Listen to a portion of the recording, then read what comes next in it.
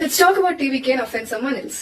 So டிவிகேல எனக்கு இருக்க பிரச்சனை வந்து விஜய்னா கிடையாது, அனில் தான். ஏன்னா அவருக்கு ஏன் ஓட் பண்ணணும்னு கேட்டா இவங்க கிட்ட ஐடியாலஜிக்கலாவோ பிலோசாபிக்கலாவோ லாஜிக்கலாவோ ரீசன் இல்ல. அண்ணா எவ்வளவு ஸ்டைலா இருக்காரு, எப்படி நடிக்கிறா இருப்பாங்க, அதுக்காக படம் பார்க்கலாமே தவிர ஓட் பண்ண முடியாது. பட் தட் சைட் நான் அவரோட ஸ்பீச் போய் கேட்டேன். அதுல அவர் உண்மையாலே லாஜிக்கலா நிறைய நல்ல விஷயம் பேசியிருந்தாரு. அவர் பேசியிருந்த முக்கியமான விஷயம் எனக்கு பட்டது என்னன்னா காஸ்ட் பேஸ்ட் பொலிட்டிக்கல் ரெப்ரஸன்டேஷன். பெரிய பெரிய கட்சிங்க கூட அதை பத்தி பேச மாட்டாங்க, ஏன்னா அது எலக்டோரல் பாலிடிக்ஸ்ல பாசிபிள் இல்லைன்னு சொல்லுவாங்க ஜென்ரலா.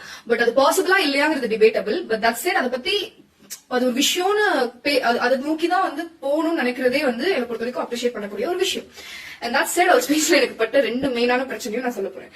அஃபெண்ட் ஆயிக்கோங்க பரவாயில்ல. ஃபர்ஸ்ட் விஷயம் வந்து சேவியர் மென்டாலிட்டி. நான் வந்து என் கெரியரோட உச்சத்தை விட்டுட்டு வந்து உங்களுக்கு ஹெல்ப் பண்றேன் அப்படின்னா பண்ணாதான் சொல்லுவாங்க. சரியா, பாலிடிக்ஸ் வந்து சேவியர் மென்டாலிட்டி இருந்து நான் உன்னை காப்பாத்த வந்திருக்கேன்னு நினைச்சீங்கன்னா காப்பாத்தாதப்பா போயிடு அப்படின்னு தான் சொல்லுவாங்க. சோ அப்படி ஒரு மென்டாலிட்டியோட ஒரு உள்ள வரது இஸ் நாட் அப்ரிஷியேட்டபிள்.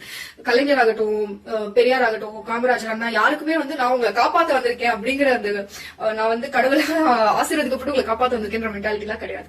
ரெண்டாவது, படத்துல வர கிளைமேக்ஸ்ல வர மாதிரியே பேசினா அவர் ஃபேன்ஸ் வேணா ரசிப்பாங்களே தவிர ஜெனரல் பப்ளிக் அவரை சீரியஸா எடுத்துக்க மாட்டாங்க. சரியா?